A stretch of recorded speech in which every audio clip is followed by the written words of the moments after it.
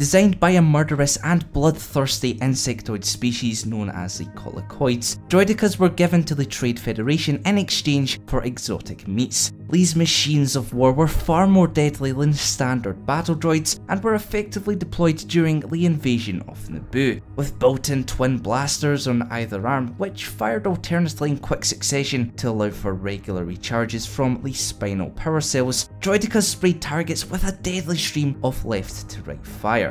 Because of this, hands and other human features were entirely unnecessary, so much so that even their glowing eyes were actually highly attuned heat targeting sensors. But what truly made them deadly adversaries for clone troopers and Jedi Knights alike was their almost impenetrable deflector shield. In fact, so powerful were these one-way translucent blue orbs that only electromagnetic pulse grenades, specifically directed at their rear, had any chance of toppling the Droideka. Unfortunately, the plates from which they emitted from could only be activated in attack mode, leaving them extremely vulnerable whilst rolling, or so you would think.